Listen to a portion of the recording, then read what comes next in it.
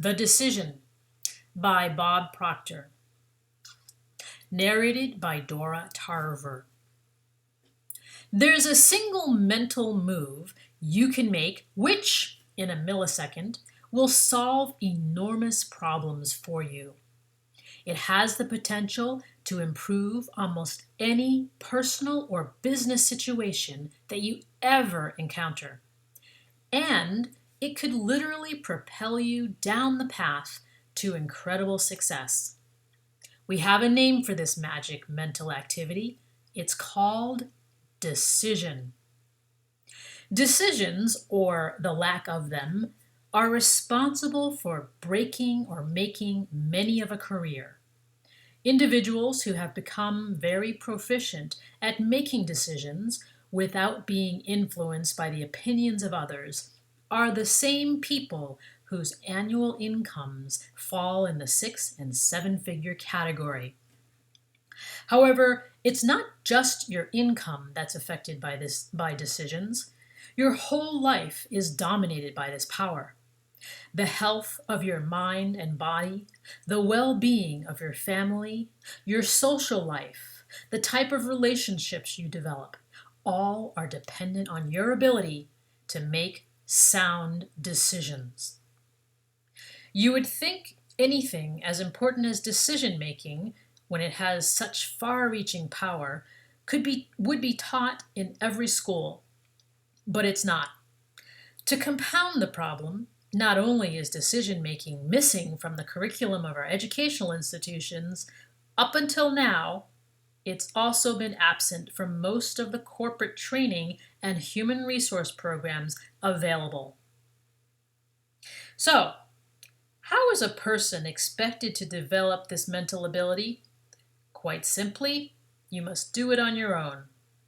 However, it's important to understand that it's not difficult to learn how to make wise decisions armed with the proper information, and by subjecting yourself to certain disciplines, you can become a very effective decision maker.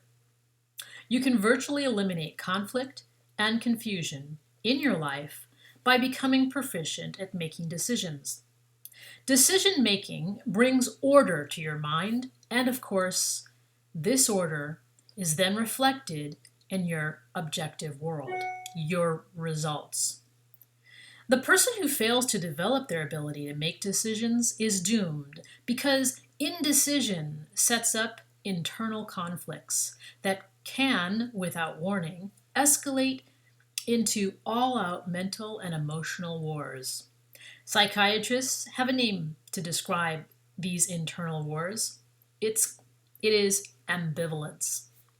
The Oxford Dictionary tells us that ambivalence is the coexistence in one person of opposite feelings toward the same objective. You don't require a doctorate degree in psychiatry to understand that you're going to have difficulty in your life by permitting your mind to remain in an ambivalent state for any period of time. The person who does permit it to exist will become very despondent and virtually incapable of any type of productive activity. It's obvious that anyone who finds himself in such mental state is not living. At best, they are merely existing. A decision or a series of decisions would change everything. A very basic law of the universe is create or disintegrate. The indecision causes disintegration. How often have you heard a person say, "I don't know what I want to do"? How often have you heard yourself say, "What should I do?" Think about some of the indecisive feelings you and virtually everyone on this planet experience from time to time. For example, love them, leave them, quit, stay, do it, don't do it, buy it, don't buy it, say it, don't say it, Tell them, don't tell them. Everyone, on occasion, has experienced these feelings of ambivalence. If it happens to you frequently, decide right now to stop it. The cause of ambivalence is indecision, but we must keep in mind that the truth is not always in the appearance of things. Indecision is a cause of ambivalence. However, it's a secondary cause. It's not the primary cause. It is clear from decades of studying the behavior of people who have become very proficient at making decisions that they all have one thing in common. They have a very strong self-image, a high degree of self-esteem. They may be as different as night is to day in numerous other respects, but they certainly possess confidence. Low self-esteem or lack of confidence is the real culprit here. Decision makers are not afraid of making an error. If and when they make an error in their decision or fail at something, they have the ability to shrug it off. They learn from the experience, but they will never submit to the failure. Every decision maker was either fortunate enough to have been raised in an environment where decision making was a part of their upbringing, or they developed the ability themselves at a later date. They are aware of something that everyone who hopes to live a full life must understand. Decision making is something you cannot avoid. This is the cardinal principle of decision making. Decide right where you are with whatever you've got. This is precisely what most people never master, this important aspect of life. They permit their resources to dictate if and when a decision will or can be made. When John Kennedy asked Wernher von Braun what it would take to build a rocket that would carry a man to the moon and return him safely to Earth, his answer was simple and direct: the will to do it. President Kennedy never asked if it was possible. He never asked if he could afford it or any one of the 1,000 other questions, all of which would have, at that time, been valid questions. President Kennedy made his decision. He decided he would put a man on the moon and return him safely to Earth before the end of the decade. The fact that it had never been done before in all of the hundreds of thousands of years of human history was not even a consideration. He decided where he was with what he had. The objective was accomplished in his mind the second he made the decision. It was only a matter of time, which is governed by natural law, before the goal was manifested in the form for the whole world, to see. Once you make a decision, you will find all the people, resources, and ideas you need every time. If that's the only benefit you receive from this particular message on decision making, burn it into your mind. It will change your life. Whether you want to or not is the only consideration. Whatever you need to achieve your goal, you will attract. There are any number of people who will say that's absurd. You can't just decide to do something if you don't have the necessary resources. And that's fine if that's the way they choose to think. We see that as a very limiting way of thinking. In truth, it probably is not thinking at all. It's very likely an opinion expressed that was inherited from another older member of their family who didn't think either. Thinking is very important. Decision makers are great thinkers. Do you ever give much consideration to your thoughts how they affect the various aspects of your life? Although this should be one of your most serious considerations, for many people it is not. There is a very small select few who make any attempt to control or govern their thoughts. Anyone who has made a study of the great thinkers, the great decision makers, the achievers of history will know they very rarely agreed on anything when it came to the study of human life. However, there was one point on which they were in complete and unanimous agreement, and that was we become what we think about. What you think about. What do you think about? We all must realize that our thoughts ultimately control every decision we make. You are the sum total of your thoughts. By taking charge this very minute, you can guarantee yourself a good day.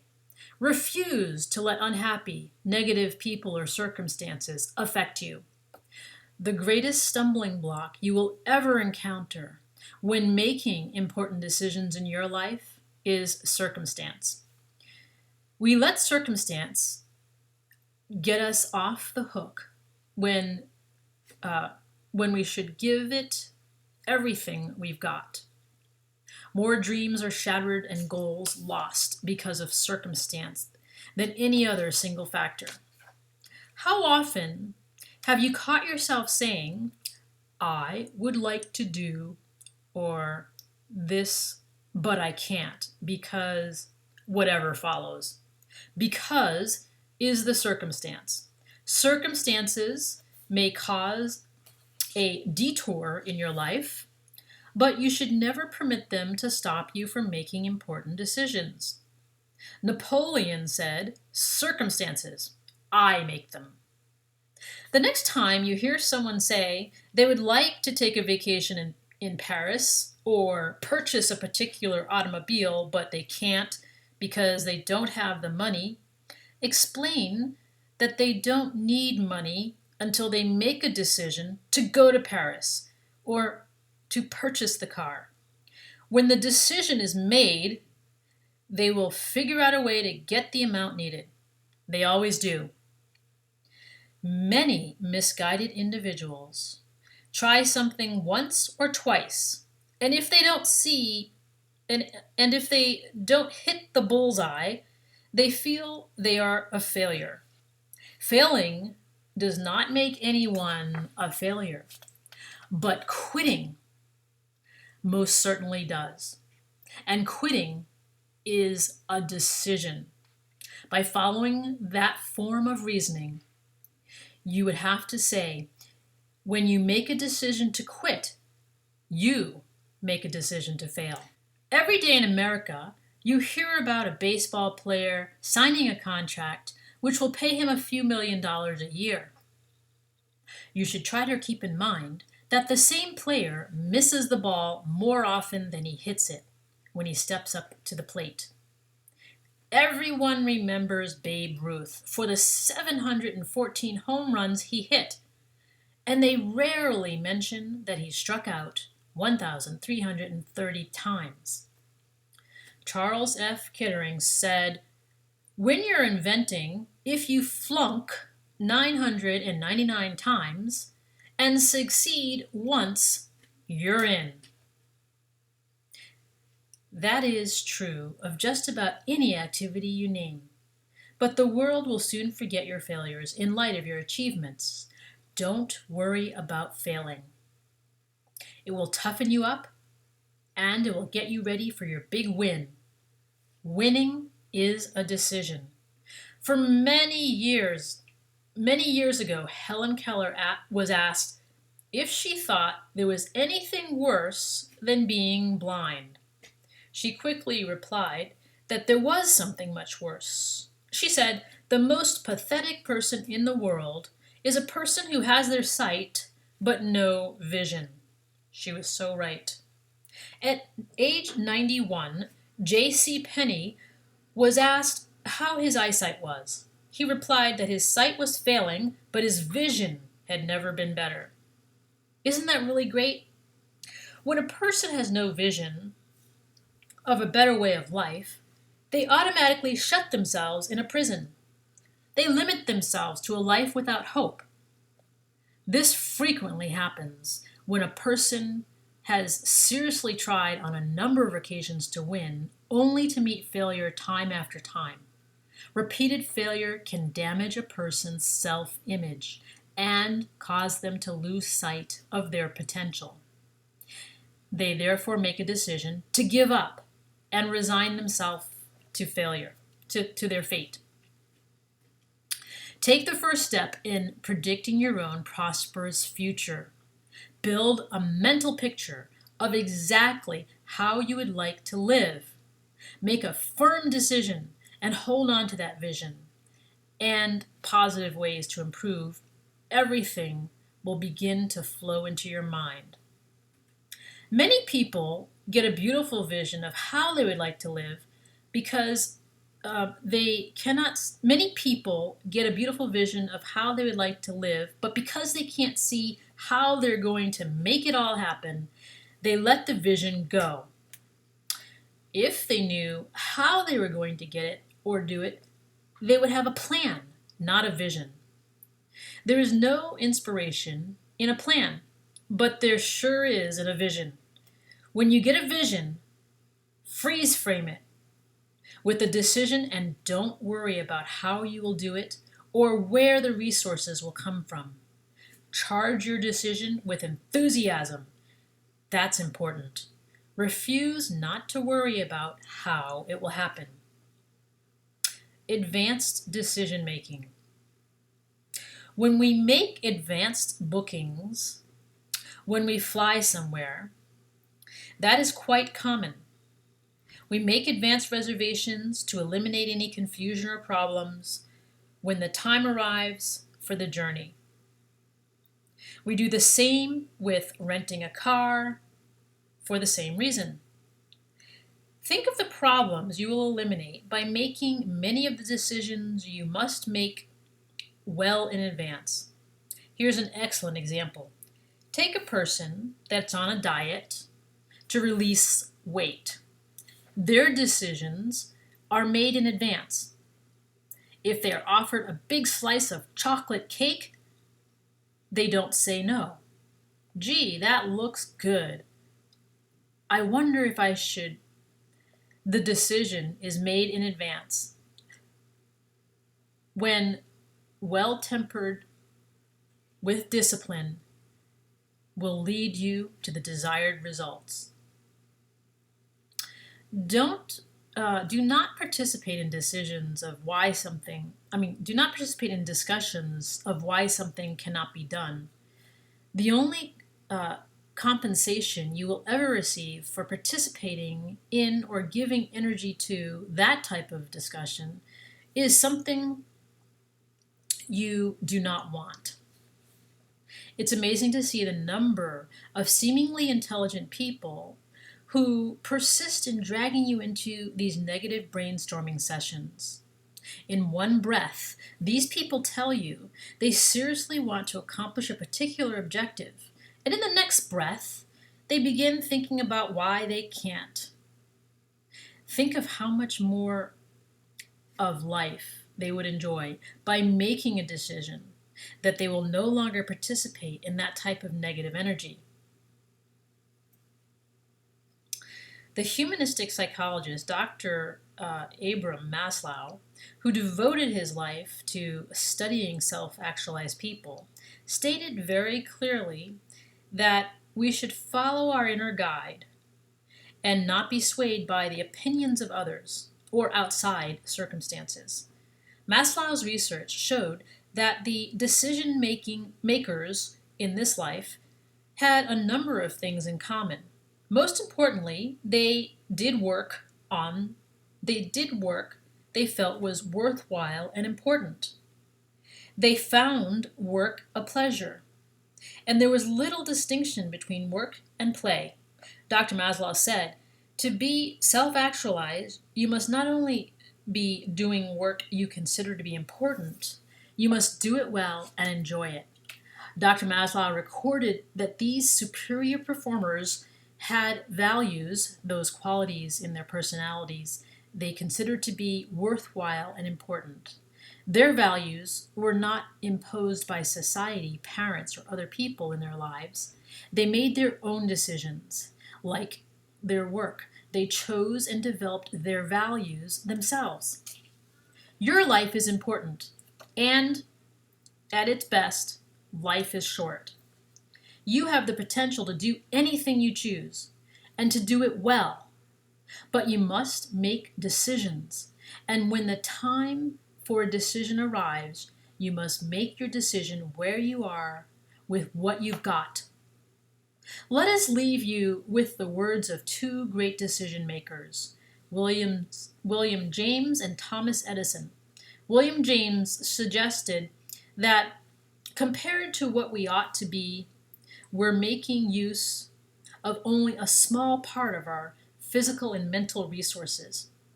Stating this concept broadly, the human individual thus lives far within his limits.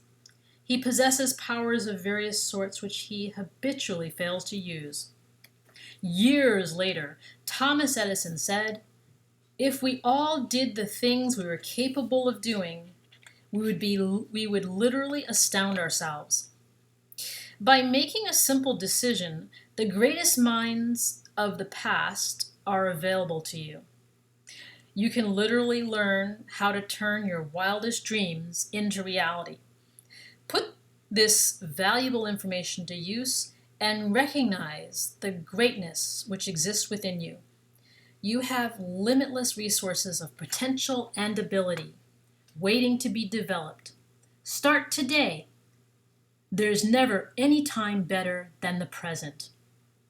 Be all you are capable of being. Decide what you want. Decide what you are prepared to give up to get it. Get your mind on it. Get on it with the work. That's what H.L. Hunt had said. And go on as far as you can see. When you get there, you will see how you can go farther. That's what Thomas Carlyle said. Thank you for listening.